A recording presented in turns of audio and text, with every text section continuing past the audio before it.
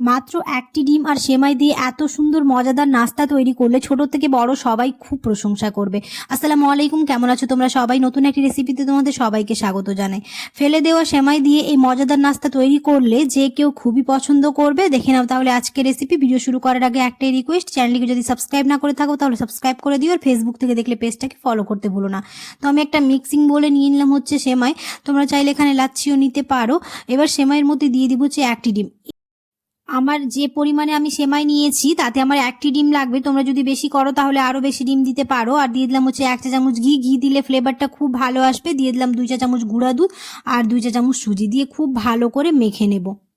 সেমাই দিয়ে এই দানাদার মিষ্টি তোমরা একবার হলেও ট্রাই করে দেখবে, খুবই অসাধারণ হয় খেতে।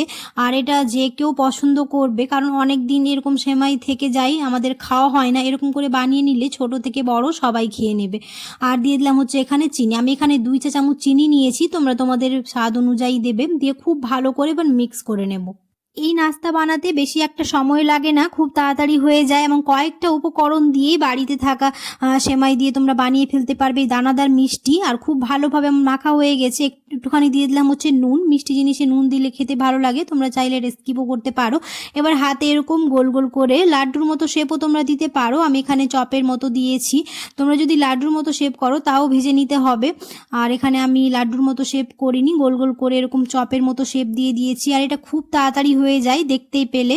এরকম করে সবগুলোই বানিয়ে নেব। তোমরা অনেকেই আছো ভিডিও দেখে চলে যাচ্ছ, সাবস্ক্রাইব করো না, অবশ্যই সাবস্ক্রাইব করে দিও। আর ফ্রেন্ডস আর ফ্যামিলির সাথে বেশি বেশি করে ভিডিওটা শেয়ার করে দিও। এই সেমাইয়ের মিষ্টি আমি ডুবো তেলে ভেজেছি, তোমরা চাইলে একটু একটু করে তেল দিয়েও ভেজে নিতে পারো। ডুবো তেলে ভাজতে হবে এরকম কোনো মানে নেই, তোমরা যদি হালকা করে তেল দিয়ে ভাজো তাহলে খুব সুন্দরভাবে এটা ভাজা হয়ে যাবে। আমি এবার এক এক করে ভেজে নেব। এটা কম তেলে ভাজলেও খেতে ভালো লাগে, আমি ডুবো তেলে ভেজে নিয়েছি। তো এরকম লাল লাল করে একটা চামচ নিয়ে এপিট ওপিট খুব ভালো করে ভেজে নেব। তেলটা খুব ভালো করে গরম করে এক এক করে দিয়েছিলাম। তারপরে এখন গ্যাসের ফ্লেমটাকে লো টু মিডিয়াম করে এরকম করে ভেজে নেব। আশা করছি আমার আজকের রেসিপি তোমাদের ভালো লেগেছে। যারা একবারও ট্রাই করনি তারা একবার হলেও ট্রাই করে দেখবে, খেতে খুবই সুন্দর হয়। তো আমার ভাজা হয়ে গেছে, বাকিগুলো এরকম করে ভেজে নেব। আর যদি ভিডিওটা ভালো লেগে থাকে তাহলে অবশ্যই একটা লাইক করে দিও, আর কমেন্টে জানাতে ভুলো না রেসিপিটা কেমন হয়েছে। সেমাই দিয়ে যে এত সুন্দর মজাদার মিষ্টি তৈরি হয় আশা করি যে তোমরা দেখে বুঝতে পারছো। আর যে কেউ এটা দেখে খুবই প্রশংসায় পঞ্চমুখ হবে, আর খেতেও খুবই ভালো হয়। তোমরা অবশ্যই ট্রাই করে দেখবে। তো আজকের ভিডিওটা এখানেই শেষ করছি।